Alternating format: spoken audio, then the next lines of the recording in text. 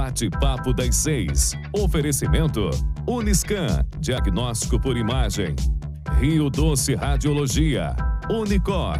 Conquiste e proteja seus bens com a Pagoto Corretora de Seguros e Consórcio. Seguro e consórcio de tudo para todos. Peça sua cotação.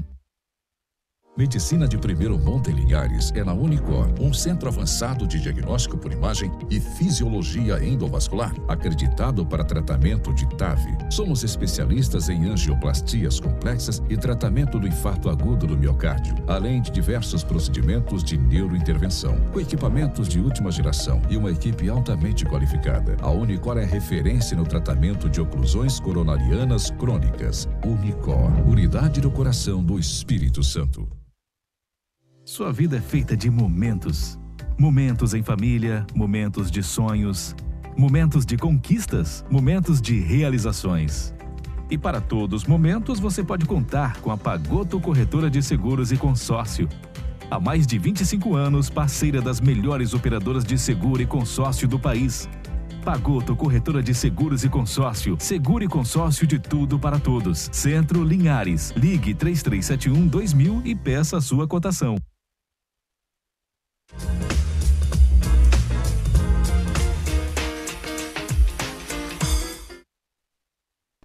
Olá, boa noite a todos. Bem-vindos a mais o programa Bate-Papo das 6, a Quinta da Lei, aqui na TV Sim, seu canal do Espírito Santo, essa é da Terra, na Rádio Sim FM 106.1 e no YouTube. Eu sou o Thiago Durão Pandini e apresentando o programa comigo, a doutora Amanda Dias Casagrande. E o tema de hoje é direito à saúde. Tema que a gente não trouxe até hoje aqui no programa, Verdade. Né, Amanda? Então, assim, é um tema extremamente importante, amplo, que a gente tem a ciência de que um programa só não dá para falar tudo, mas que é muito bom a gente estar trazendo aqui na pauta, informando a população de seus direitos à saúde, a questão de medicamentos de alto custo, internação, vamos falar também de responsabilidade médica. Então fique ligado que o programa de hoje está nota 1000. Mas antes da gente começar, eu vou falar só rapidamente, tá? O doutor Gabriel Seibert Menelli está aqui para dar uma aula também. E o meu professor, o professor da doutora Amanda, Marco Antônio Brunelli Pessoa. E antes de passar a bola para eles, vamos chamar a TV Sincope, ver como é que tá o giro aí na BR-101.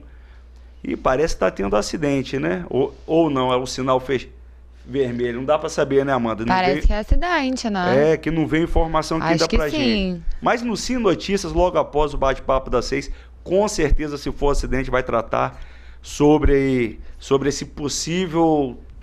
acho que não, Amanda. Ó, tô esperando o sinal abrir e enrolando para ver se eles andam e andar. Ó, Thiago, doido para saber do que se tratava. Não, menos mal. Mas a gente vê que o trânsito está fluindo bem, muita responsabilidade, cuidado, porque não é só sua vida que está em jogo, é de muitas famílias.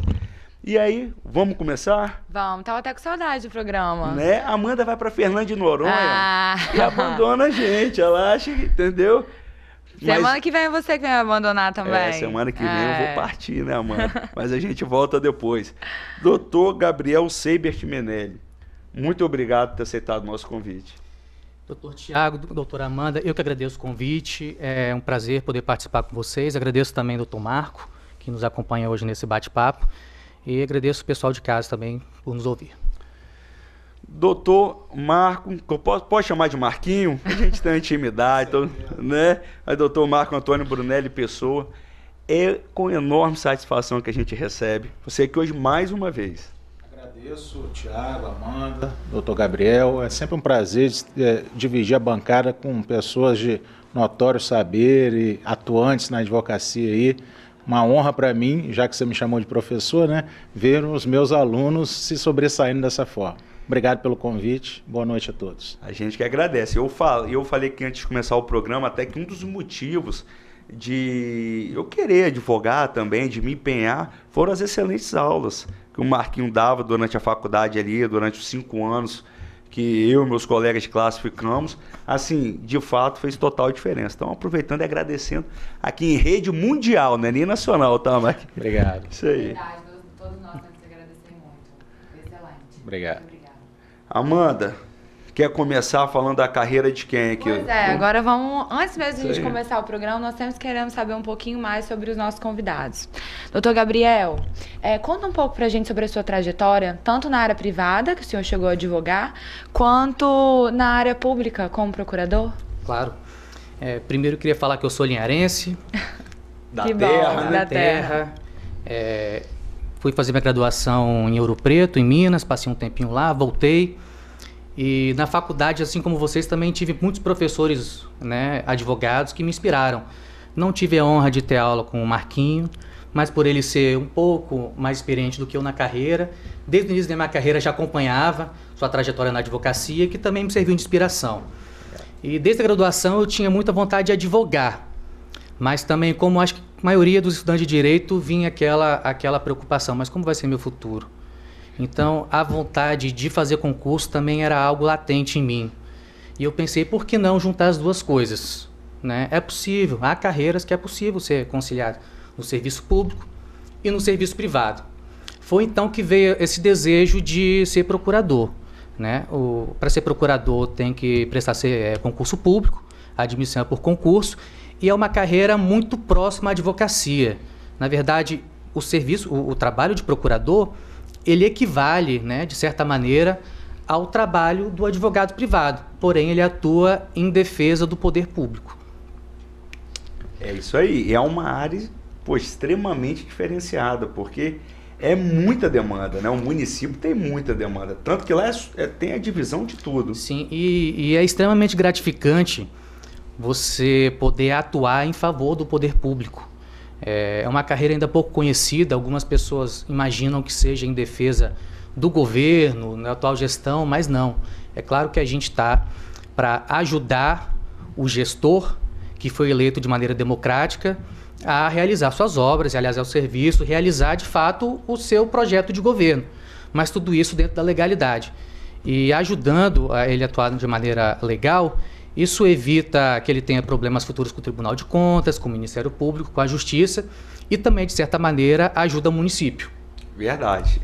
Sem dúvida bem importante. Nenhuma, é um trabalho bem puxado. A gente que eu conheço bem, doutora Alívia Ottoni, nota 10, um abraço, tá, doutora? E aí eu vejo que o trabalho, de fato, é muito pesado lá. É muito trabalho, né? Comparando com o escritório, eu imagino que a Procuradoria seja o maior escritório, digamos assim, aqui no município, pela quantidade de profissionais que lá atuam. Entendi. É tipo enxugar um gelo, né? Porque todo dia chega não é demanda, fácil. Imagina ainda. Os dados do CNJ apontam que o poder público é o maior litigante, isso em todas as esferas, União, estados e municípios. A maior parte dos processos judiciais, eles envolvem as fazendas públicas, envolve estados, municípios e União. Tá certo. Então, realmente é muito trabalho.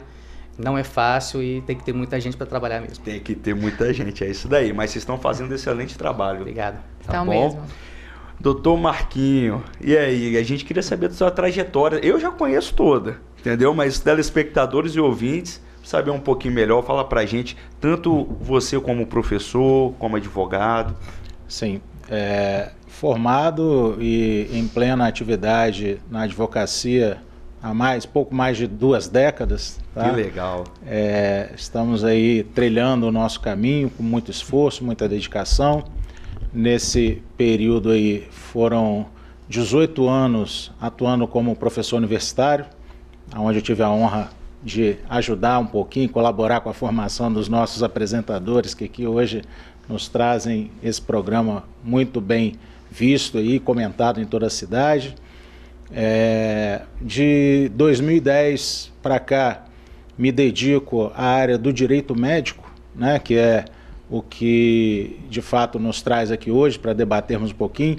O direito da saúde é uma área, uma parte, né, que envolvida pelo direito médico, que apesar de ter esse nome, trata mais de toda a área da saúde, não só do médico em si, mas convencionou-se chamar esse nome por causa da figura do médico que está atrelada à questão da saúde, né? Mas envolve todos os prestadores de serviços da área de saúde e o direito à saúde especificamente. Né? Então, de 2010 para cá, me dedico ao estudo e à atuação nessa área. Tenho especialização nessa área, sou especialista em direito médico da saúde hospitalar. E estamos aí atuando nesse caminho também. Tive a oportunidade, por 2 vezes, de atuar na advocacia pública também. Ocupei cargos na Procuradoria da Câmara Municipal de Linhares em 2 gestões, 2009 e na última gestão, que encerrou agora em 2020. Também pude contribuir lá com a atuação dos parlamentares no município. E estamos aí trabalhando, bastante serviço, graças a Deus, não podemos reclamar, e atuando em defesa aí dos profissionais da saúde, já que a minha atuação hoje dentro da área de saúde, ela é específica para a defesa dos profissionais de saúde. Estamos com 2 feras. 2 feras, minha querida. Agora, você sabe que se você quiser falar da saúde, a gente está bem representado aqui. Só não pergunta para mim, tá? Não, hoje a gente está aqui só para aprender. Só para aprender, isso mesmo. Agora, doutor, começando o nosso tema hoje, explica um pouco para gente o que é o direito à saúde. Todos têm este mesmo direito, como ele é adquirido? O direito de acesso à saúde, né, ele é realmente universal. A nossa Constituição Federal elegeu esse modelo de sistema único de saúde e de uma forma universal. Isso significa dizer que ele é aplicável a todos. Todas as pessoas têm direito à saúde e, em contrapartida, ela se tornou dever do Estado. Estado em sentido amplo, né?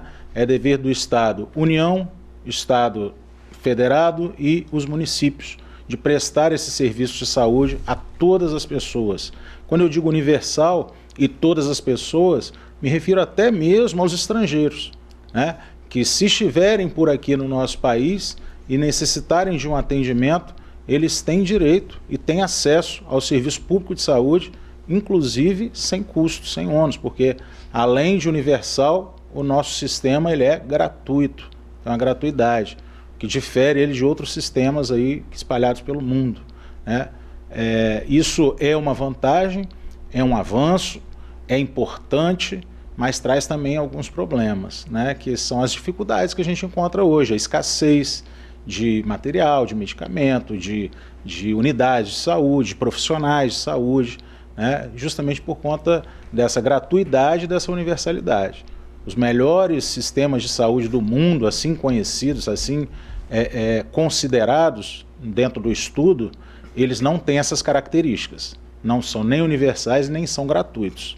Então a gente consegue entender um pouco aí dessa dificuldade do Brasil em manter esse sistema. Mas hoje o nosso sistema ele é universal. Todas as pessoas têm direito a fazer uso desse serviço público. Mesmo com a dificuldade é muito importante, né? Sim. E é importante salientar também dessa universalidade do serviço público que, de fato, isso é um grande avanço, porque nem sempre foi assim. Antes da Constituição de 1988, o serviço público de saúde ele era voltado para as pessoas que tinham um vínculo formal de trabalho.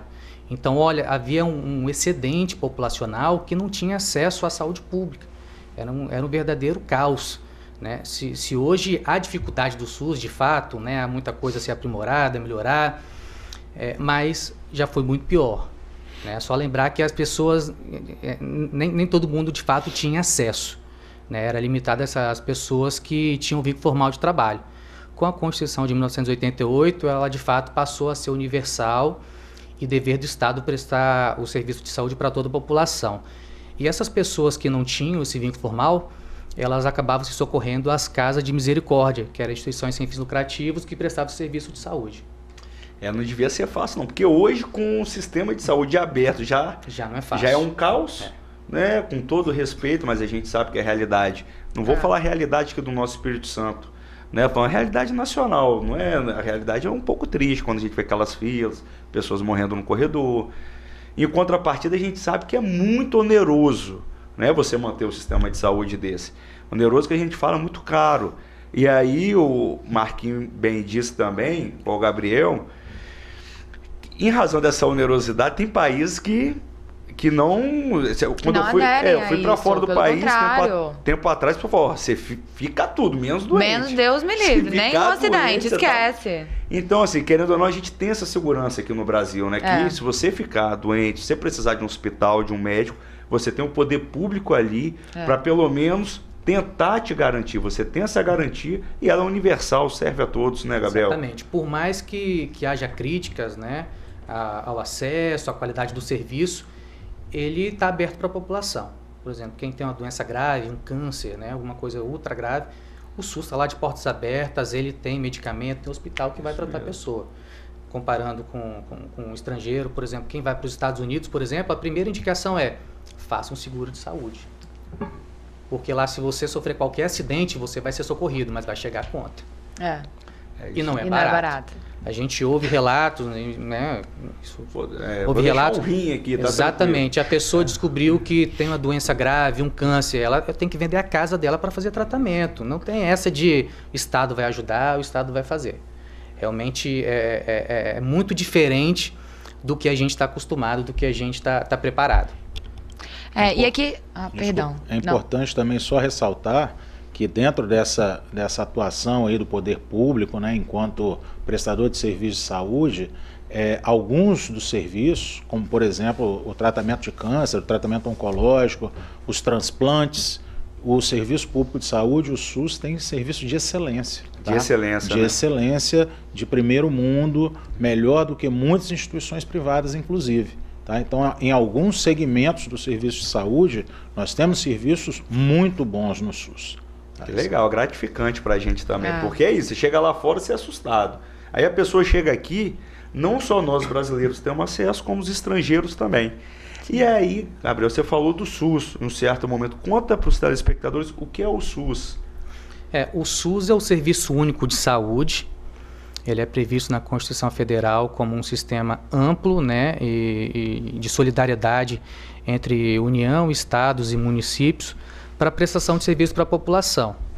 Né? Ele é gerido pelo Ministério da Saúde, um órgão centralizado, mas a atuação acontece de maneira descentralizada.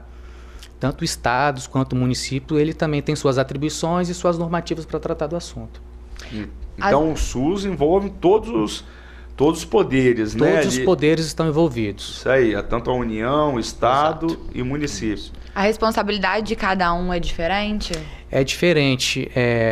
Há uma lei do SUS, que ela, logo depois de promulgada a Constituição, foi criada a lei do SUS, criando essas divisões de atribuições, e há uma divisão, sim, de atribuição.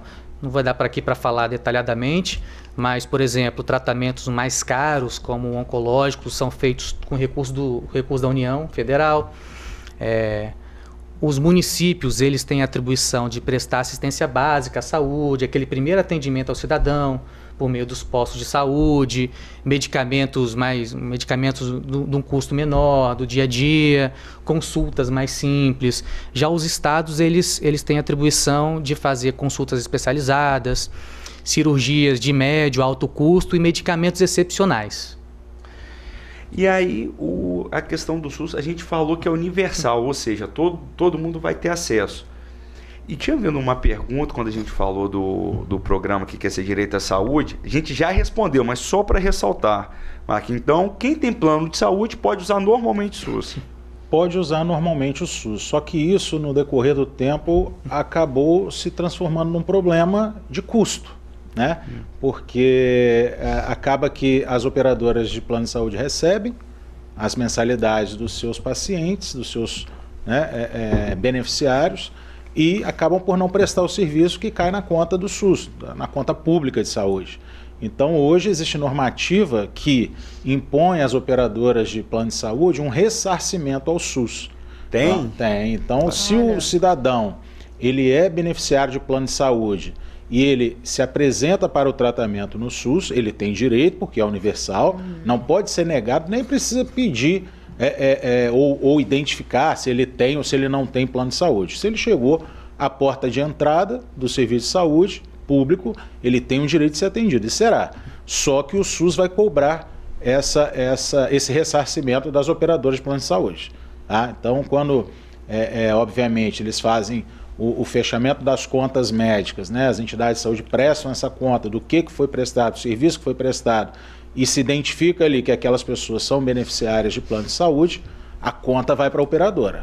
A operadora tem que ressarcir o SUS pelos gastos que o SUS teve tratando aquele paciente que é beneficiário do plano. Mas em relação ao acesso, ele tem direito. Até porque eles recorrem mais quando o doutor pode falar até muito melhor que eu, mas recorre ao SUS quando se tiver plano de saúde ou quando ocorre a negativa, né? De algum tipo de tratamento. No caso, exatamente, assim, esse ressarcimento ao SUS, ele ocorre naqueles casos em que ele busca o tratamento na rede pública, mas ele tem cobertura na rede de saúde suplementar, que seria o plano de saúde, né? Então, assim, no caso de uma negativa indevida, por exemplo, isso pode acontecer, ou nos casos em que o paciente ele não quer esperar ou não consegue esperar a resposta do plano de saúde, casos mais urgentes, urgência, emergência, né? Se o SUS identificar que ele tem direito à cobertura pelo plano, vai cobrar o ressarcimento.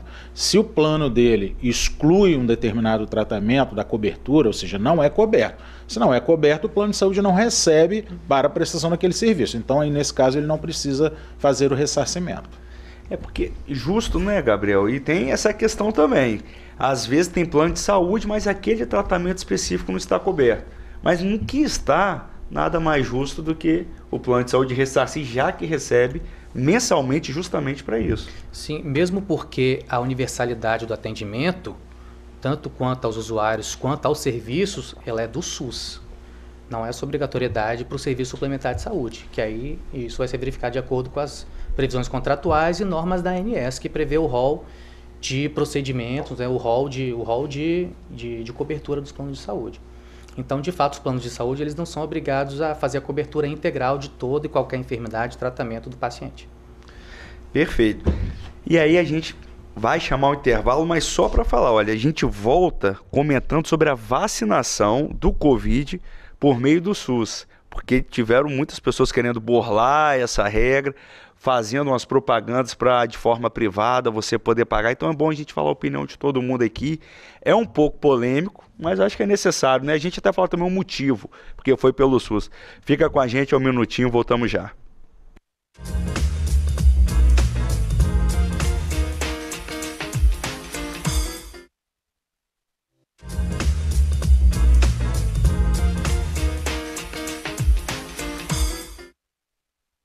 Voltamos com o segundo bloco do programa Bate-Papo das 6, a Quinta da Lei, aqui na TV Sim de televisão, seu canal do Espírito Santo.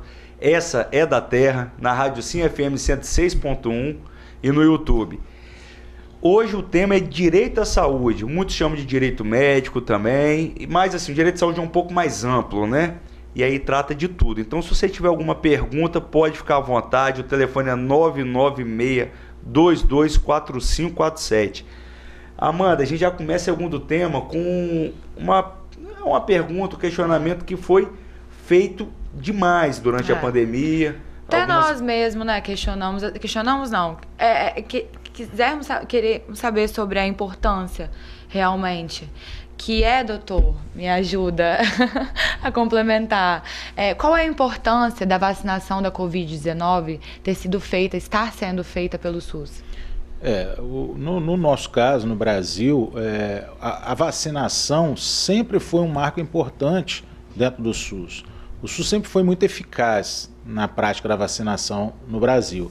Então, assim, nesse momento em que a gente trabalha com escassez de doses de vacina, é importante que o SUS, dada a sua universalidade, dado o acesso a todas as pessoas, esteja controlando ou fazendo esse serviço de vacinação. Eu não sou contra a vacinação na rede privada.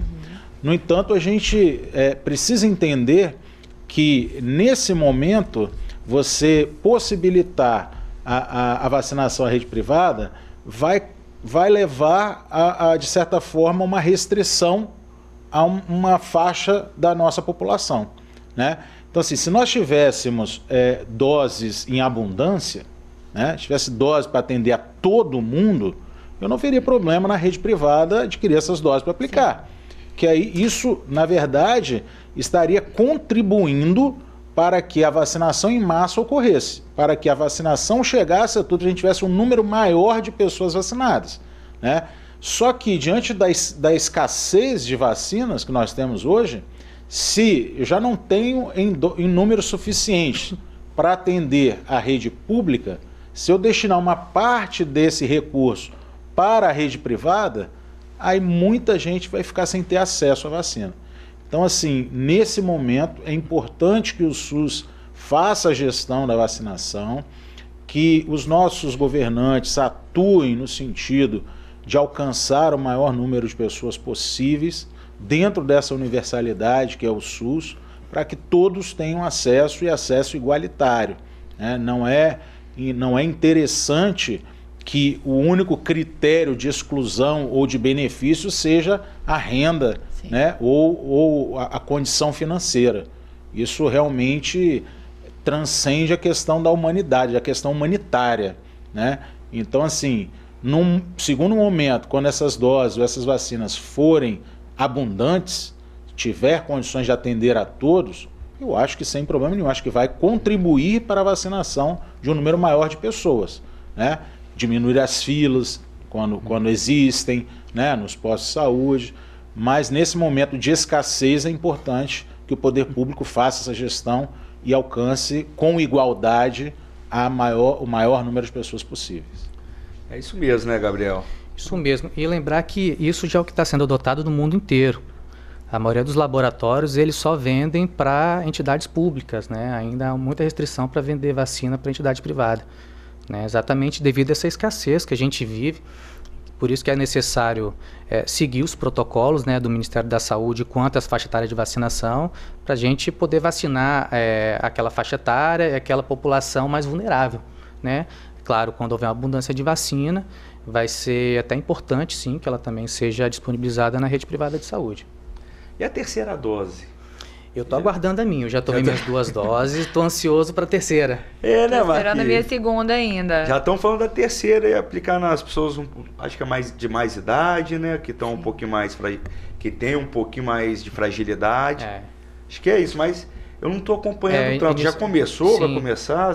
Não, parece que há, de fato, um interesse do poder público em vacinar, se não me engano, as pessoas com comorbidade e acima de 70 anos. Né? Por isso a importância de você manter a vacina exclusiva pelo SUS nesse momento. Porque se você abrir para a instituição privada, com essa escassez, pode faltar vacina exatamente para essa população mais vulnerável. Perfeito, é isso aí. Então tem que ter consciência, né? Todos nós temos que ter essa consciência, saber esperar a vez. Acho que graças a Deus o país já alcançou em torno dos 20 anos de idade. Então a população 20 anos para cima que quis se vacinar, porque não é obrigatório a vacinação, mas os lugares estão autorizados a restringir o acesso de quem não se vacinou, não é? Sim. O STF falou sobre isso. Nem estava no nosso script, mas eu estou lembrando aqui que teve essa decisão do STF, não teve? Sim, você falou da obrigatoriedade, o Brasil já teve inclusive a revolta da vacina, né? No Rio de Janeiro, no início do século XX, devido à obrigatoriedade das pessoas se vacinarem, se não me engano era para varíola, alguma febre amarela, alguma coisa assim. E as pessoas não conheciam, né, vacina, tinham receio e realmente houve esse problema, essa revolta das pessoas contra a vacina, né? E você vê isso incrivelmente um século depois se repetindo, algumas pessoas com receio de vacina ou acreditando em notícias falsas que circulam pela internet. Como eu falei, nós ansiosos pela terceira dose, uma galera com vacina disponível não toma vacina. Só para ter uma ideia, aqui no município, a gente já está na faixa dos 18 anos. Então está bem avançado. Linhares já está vacinando a população com 18 anos. Eu acho que Vitória também, inclusive um abraço para todos de Vitória que estejam nos acompanhando, já passou também dos 18. E está indo bem rápido, porque eu me vacinei tem 2 semanas. E eu sou um pouquinho mais velha, com 25, então já chegou nos 18. Amanda é baby, né? Olha só, 25, é mole. Agora, doutor, nesse momento de necessidade, que todos nós estamos ainda, né? Porque ainda bem que está passando um pouco. Mas nesse caos inteiro, muitos leitos faltaram. Como que o judiciário estava se portando nesses pedidos de liminar contra a internação? Especificamente em relação aqui ao município, eu não notei pedido de leito específico para a Covid. Eu acho que aqui no município, no estado de uma maneira geral, a gestão foi boa, né, dos leitos de UTI, pelo que eu tenho acompanhado. Tanto que por um momento o estado do Espírito Santo ele passou a receber pacientes de outros municípios que estavam com uma situação mais crítica. E, especificamente em relação à internação por Covid, a gente não recebeu. Foi até uma surpresa. Na verdade, nós já estávamos esperando, né, achando que viria uma enxurrada de ações de gente pedindo vacina que não estava naquela faixa etária ainda, de gente pedindo vaga, mas não foi o que aconteceu. Eu acho que isso é um reflexo de que a política pública de vacinação, pelo menos aqui no município, ela foi satisfatória, foi eficiente. Sim. E ainda em relação à internação de Covid, apesar de fugir um pouco do tema jurídico, eu já conversei com alguns médicos intensivistas que trabalham em UTI de Covid e, assim, a opinião, né, deles são de que as internações, de uma maneira geral, elas estavam ocorrendo muitas vezes sem necessidade. Eles estavam internando a pessoa que não tinha um quadro para ser internado. Mas por que acontecia isso? Muitas vezes até pela falta de um protocolo específico em relação à Covid para dizer, ó, nesse caso precisa de internação. E também é uma doença nova, né? Ninguém sabia ao certo quais as consequências, enfim. Então você via que os médicos preferiam internar a pessoa ou colocar em UTI. Né? Quando essa internação, esse enorme volume de internação, ele é até contestado, né, pela própria classe médica. Será que de fato precisava esse paciente estar internado? Mas ele pensa, e se eu não interno o cara? E se eu mando ele para casa, ele morre? Então há um receio também da classe médica em se resguardar, né? Porque, como eu falei, demorou a aparecer. Até hoje não se sabe, se falar em medicamentos preventivos, né? Um grande debate, aqui eu não vou falar o nome deles para não criar mais casos. Mas, né, até hoje, né, vários estudos que falam que não serve, enfim, mas é um debate ainda, a gente querendo usar, alguns médicos ainda receitando. Então há muita incerteza ainda em relação à Covid. O que a gente tem certeza é que a Covid mata, né, que já matou muita gente, é perigoso. E por isso a importância também de vacinação, aqui reforço para quem não se vacinou, é importante também se vacinar. Mas em relação à vaga de UTI, eu acho que tanto o setor público quanto o privado, ele conseguiu atuar de maneira boa, satisfatória aqui no município. Agora, tema polêmico, né, Marquinhos, isso daí? Com certeza. Assim, historicamente, o Poder Judiciário atuou muito em relação a esse direito à saúde. E são inúmeras as decisões que obrigam o poder público a custear essas internações. Só que, nesse momento, a gente cai mais uma vez na questão da escassez, né? Então, assim, eu acho que a própria população entendeu esse momento e acabou por não agir, não atuar no sentido de buscar essa tutela jurisdicional, né? Essa proteção do direito à saúde, porque conseguiu ver que, de fato, não era uma coisa que estava atingindo a um grupo ou aos pobres. Na verdade, era geral. Então, independente, a gente via gente com dinheiro, a gente sabe da situação de pessoas de boa situação financeira que não tem o que fazer, que não tinha. Né? Foram para outros lugares, né? Para outros lugares, exatamente. E não ter vaga, sim, mesmo nos hospitais privados. Então, assim, eu acho que isso segurou um pouco a pretensão das pessoas de buscar esse atendimento.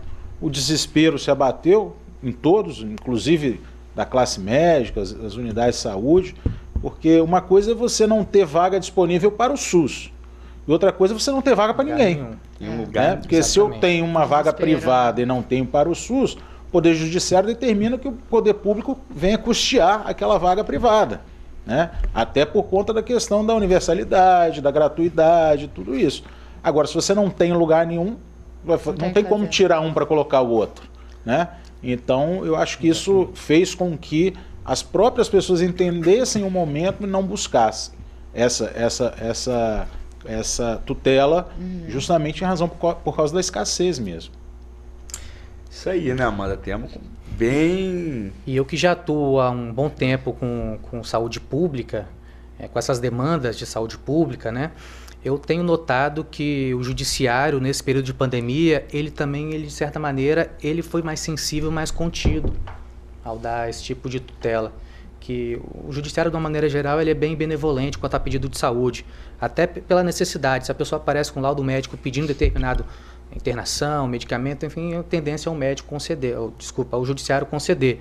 Mas nesse momento de pandemia, eu notei que o judiciário, ele realmente foi sensível a essa situação que a Secretaria de Saúde tem passado, pela própria escassez, e foram mais contidos, principalmente em relação às cirurgias que podem esperar, né, a medicamentos que podem ser substituídos por outros. Então, o poder público, ele, de certa maneira, ele também contribuiu para não fomentar esse tipo de ação. E isso é bem bacana, né? Principalmente no momento que a gente estava vivendo, que era tudo Exatamente. muito novo, até para o judiciário. Exatamente. Agora, doutor, uma pessoa que está fazendo, a gente falou sobre o repasse também, né? Do plano de saúde para o SUS. No caso de um tratamento, uma pessoa faz um tratamento e o médico, ele receita um medicamento que tem um custo muito alto e a pessoa não consegue adquirir. O Estado, ele é obrigado a fornecer aquele medicamento? Essa é uma discussão muito boa, Amanda, e que tem assim várias vertentes, várias teorias, né?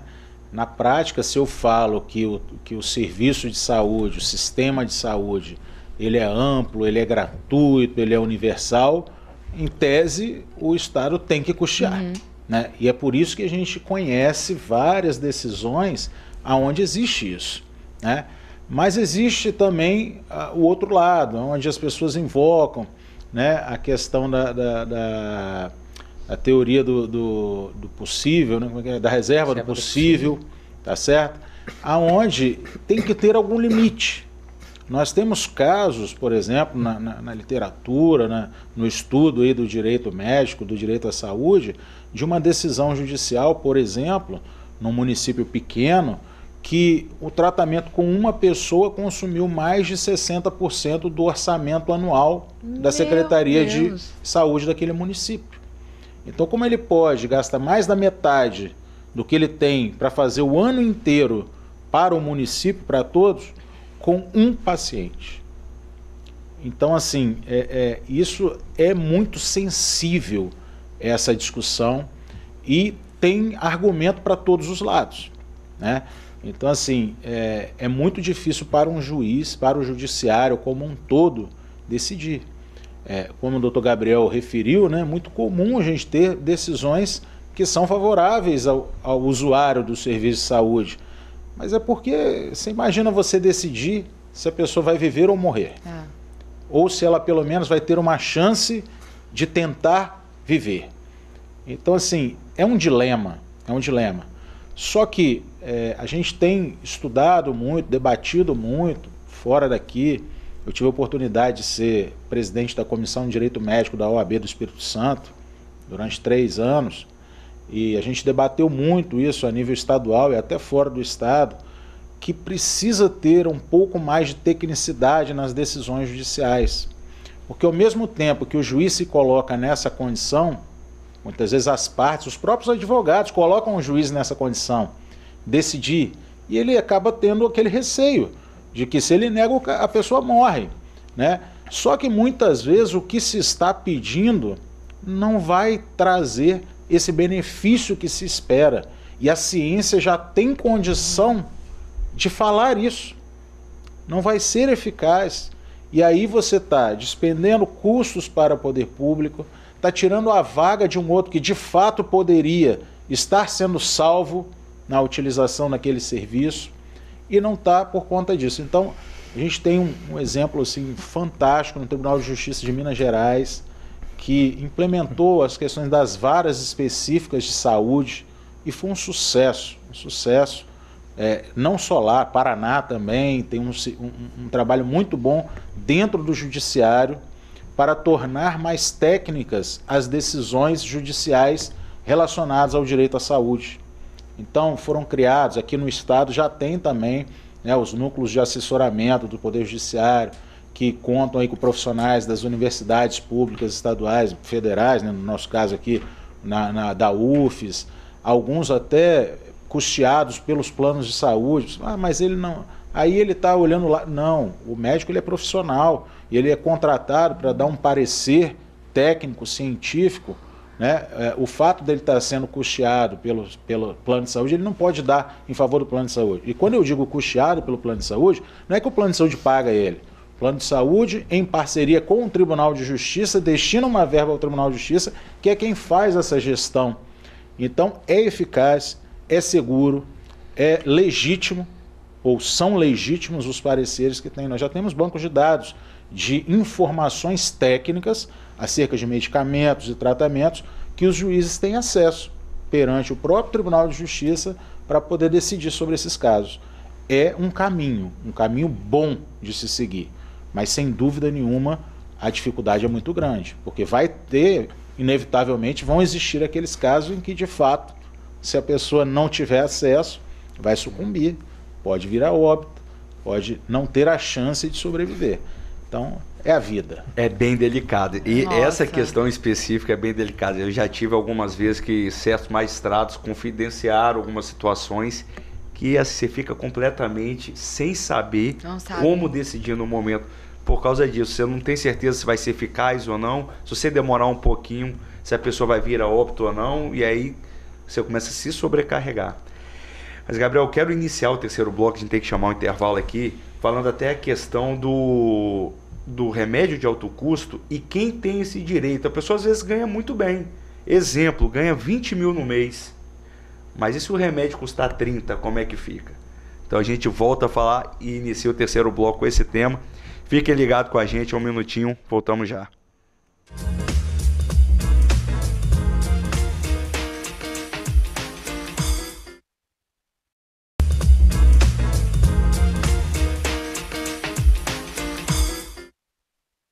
Voltamos com o terceiro e último bloco do programa Bate-Papo das 6, a quinta da lei, aqui na TV Sim.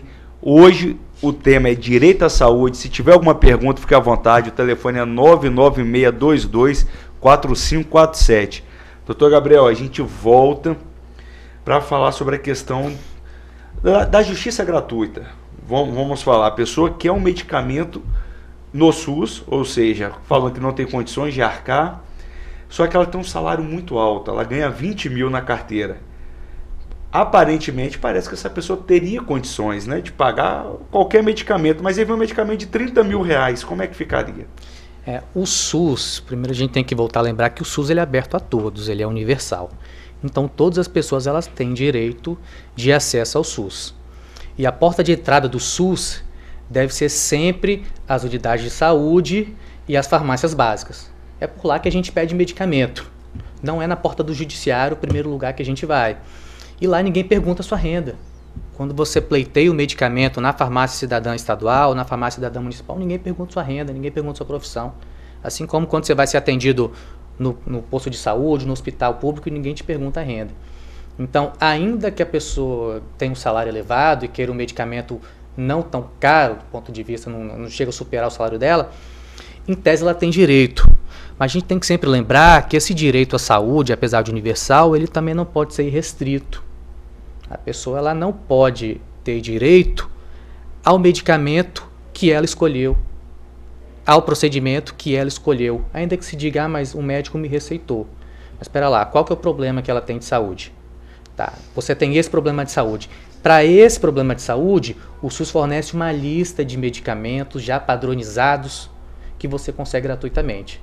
Então, para que o SUS te forneça um medicamento que não está naquela lista, você de fato tem que comprovar que aqueles fornecidos pelo SUS, eles não servem para curar sua doença. E a questão do valor, porque, volto a dizer lá, a gente tem muitos problemas e às vezes as pessoas falarem, não, eu ganho 20 mil, eu não vou conseguir ter acesso ao medicamento. E o SUS vai e nega, de fato.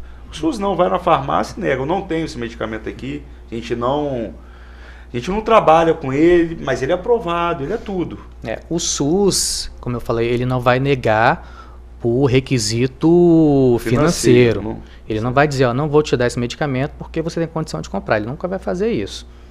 Ele vai negar sempre por motivos técnicos, né? Como eu falei, o SUS ele tem uma lista extensa de medicamentos. Então, para você ter direito a algum medicamento específico fora da lista, você tem que comprovar que somente com aquele medicamento que vai servir para sua patologia. Não pode escolher. Não pode escolher, ainda que se diga, não, mas não foi o paciente que escolheu, foi o médico. Mas tem um pré-requisito. Tem um pré-requisito. Fazer uma comprovação. Sim, há uma previsibilidade do que vai ser usado pelo SUS, o que ele vai comprar. Não pode a pessoa pleitear qualquer medicamento de qualquer maneira. Isso torna o SUS inviável. Senão daqui a pouco a gente já não consegue pagar a conta como é hoje. Imagina se todo mundo saísse escolhendo. Mas é lógico, sempre a gente tenta o melhor. Às vezes o médico fala, olha, o melhor para você é esse medicamento. Mas está lá, aprovado pela Anvisa, outros medicamentos também parecidos que vão fazer efeito. Exatamente. E tem que ver qual que é o critério que o médico utilizou para dizer que aquele é melhor. Será que é a opinião pessoal dele? Isso está amparado em alguma literatura específica para dizer que esse medicamento é superior ao outro, quando na verdade o que a gente vê é o seguinte, é o contrário. Né? Hoje nós temos o Núcleo de Assessoramento Técnico do Tribunal de Justiça, o Dr. Marco até estava falando, que está à disposição dos juízes para assessorar os juízes de fato na tomada de decisão. Quando a pessoa pede, olha, eu quero esse medicamento específico. O NAT, ele, de maneira técnica, ele verifica se há plausibilidade daquele pedido. Se você quer esse medicamento, por exemplo, um medicamento para usar no joelho, enfim. Ele quer saber por que esse medicamento. Ele, de fato, ele é superior àqueles já fornecidos pelo SUS? Você usou previamente os medicamentos pelo SUS para dizer que esses não deram certo? Se usou, por quanto tempo? Tem exames laboratoriais comprovando que, de fato, não houve uma melhora no quadro de saúde da pessoa? Então, tudo isso tem que ser levado em consideração no fornecimento de medicamentos caros, de alto custo, que não estão contemplados pelo SUS. Apesar do SUS também fornecer, tá? Né? A porta de entrada, nesse caso, é a farmácia cidadã estadual, que é quem fornece os medicamentos de custo mais elevado. Agora, Marquinhos aqui no intervalo falou da questão da importância da tecnologia. Eu fiquei assustado, porque 50 anos atrás, como é que é? Há 50 anos atrás, as bactérias que existiam naquela época, se a medicação não evoluísse tal qual evoluíram as bactérias que nós temos hoje, a humanidade já estaria extinta, né? Então, as bactérias que nós temos hoje, com o medicamento de 50 anos atrás, nós não sobreviveríamos. Então, isso se dá, ou nós estamos vivos em razão do avanço da tecnologia. Então, assim, assim como o Dr. Gabriel disse, entendo que, de fato, deve existir essa comprovação, né? Mas a gente não deve negar o acesso àquele medicamento que é mais eficaz, que é mais seguro, que é melhor, né? Mas, de fato, tem que haver uma comprovação nesse sentido, né? A indicação do medicamento, de uma prótese mais moderna, que desde que traga um resultado melhor para o paciente, é interessante que ele tenha acesso a esse tratamento, né? Senão a gente vai excluir, igual a gente falou lá atrás da vacina, né? Só vai ter acesso quem tem dinheiro, quer dizer, quem tem dinheiro vai ficar totalmente bom, e quem não tem vai ficar mais ou menos bom, né? Não dá certo, né? A gente tem que entender a evolução da tecnologia, dos medicamentos, e de certa forma oportunizar isso a todos. Agora, a gente não pode dissociar o direito do bom senso, né? Então, eu acredito que até mesmo essa busca, né, Tiago, ela deve vir do bom senso. As decisões devem estar atreladas ao bom senso. Como você diz, eu posso ganhar 20 mil, mas se eu ganho 20 mil e se o meu filho depende de um medicamento que custa 12, todo mês eu gastar 12 dos 20, dentro de outros custos que eu tenho, dentro do meu padrão de vida, dentro das minhas necessidades, porque naturalmente quem ganha mais, ele gasta mais, tá? É justo a distribuição de renda, nós sabemos que vivemos numa desigualdade, mas assim, aí ele tem que abrir mão de toda a sua condição de vida para custear esse medicamento. É igual eu falei, como é que você vai dar o orçamento, mais da metade do orçamento de um município inteiro para um paciente? Então, da mesma forma, então não é o quanto eu ganho, não é o quanto eu ganho, existem medicamentos que eu não vou poder pagar mesmo ganhando bem. Agora, aonde está o bom senso? Se eu tenho condições de pagar, e isso também não pode ser um critério não, tá, Tiago? Porque a gente não pode esquecer que, de fato, o SUS é universal. Isso é universal, cabe para todo mundo, tá? Então, quem ganha um salário mínimo, quem ganha 10 mil, quem ganha 20 mil, tem um direito. Se é direito, é direito. Agora, a busca pelo direito passa pelo bom senso. A necessidade e o bom senso, né? Exatamente. Sempre. E o legal de todo esse tema é como sempre tem duas questões, né, que são extremamente relevantes, como o atendimento ao SUS, mas também a qualidade do atendimento. Exato. Agora, quando o programa é bacana e tem pessoas que sabem falar bastante Muito sobre bem. o tema, a gente não consegue nem fazer meia pauta, né? A gente deixa para os próximos. Porque a produção já falou, e Tiago, estourou o tempo. Já está na hora de a gente encerrar. E é gostoso, né? Passa rápido. A gente comentou isso desde o intervalo do primeiro bloco. A hora que acabou, aí Amanda, mas já? Começou agora. Sim, verdade. Então é isso daí. Então a gente agradece muito por ter vindo, ter aceitado o convite e passado sua informação relevante para a sociedade. Muito obrigado, doutor Gabriel. Eu agradeço, Tiago, agradeço a Amanda pelo convite, agradeço o TV Sim pela oportunidade, agradeço também ao doutor Marco pelo grande aprendizado de hoje. É sempre bom a gente ouvir a outra versão, né, de certa maneira. Eu trabalho com o poder público, o doutor Marco trabalha de maneira prioritária com o serviço médico privado. Então é sempre bom também a gente complementar esse tipo de informação e agradeço e estou à disposição. Excelente. Inclusive, antes de passar para o Marquinhos, no final tem Mercedes Brunelli Pessoa mandando um grande abraço, falando que o programa está nota 10. Tem também um Carlos de Aracruz que mandou um abraço. E aí, Marquinhos, muito obrigado, meu querido. Te liguei, você falou, Tiago, direito médico é comigo mesmo. Brincadeira. Eu que quando pensei em direito médico, falei, doutor Marco é o cara, tanto que ajudou a implementar, né? É o NAT, Gabriel? É o NAT. Eu tive a oportunidade de participar do Comitê Gestor de Saúde do Tribunal de Justiça, enquanto representava a OAB nesse comitê, que foi quem criou, de fato, o núcleo, né? Então, desde as primeiras discussões, eu tive a oportunidade de participar, e por isso que eu defendo a utilização, porque eu sei da seriedade e como ele foi instituído. E eu gostaria também de agradecer pelo convite, Tiago, Amanda, doutor Gabriel. Sempre um prazer debater com pessoas que estão no mesmo nível, que a gente consegue trocar ideias, né? Sempre com muito respeito à posição contrária, sempre com muito cuidado no tato, né? Com as pessoas, com o assunto. O assunto é delicado, o assunto é importante e depende realmente de uma conversa muito amistosa para que flua como foi aqui, de forma muito agradável. Muito obrigado pelo convite, estou à disposição. A gente que agradece. Doutora Amanda, mais um programa junto, apesar de que semana passada você estava curtindo, Fernandinho Noronha, de leve, né? Fazendo inveja na gente, só foto massa. Isso é um prazer sua volta aqui conosco. Ai, que isso, eu senti muita saudade. Semana que vem é você também, semana né? Que vem a gente tá se abandonando um pouquinho. É isso aí. Mas eu gostaria muito de agradecer os nossos convidados, foi excelente. E um assunto tão bom que a gente aprendeu tanto, né? Sem dúvida, que vamos fazer mais pautas, tá? E vocês com certeza estarão convidados. A gente agradece a todos que ficaram com a gente até o final, esse privilégio de nos acompanhar, né? De trocar informação, mandar pergunta, abraço, sempre participem mesmo. A gente está aqui à disposição e querendo sugerir temas, só mandar aqui no 996224547. Lembrando que amanhã tem reprise de 6 às 7 da manhã e aos domingos, a partir das 15 horas, o programa Bate-Papo das 6 vão todos ao ar. Lembrando que de terça a sexta é o Bate-Papo das 6, mas só a quinta é a da lei.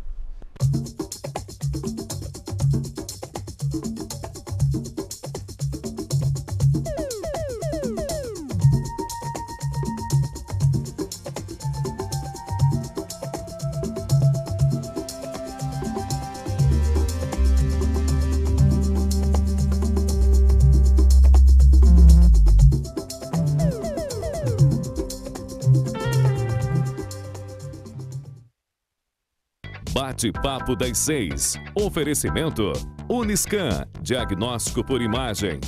Rio Doce Radiologia. Unicor. Conquiste e proteja seus bens com a Pagoto Corretora de Seguros e Consórcio. Seguro e consórcio de tudo para todos. Peça sua cotação.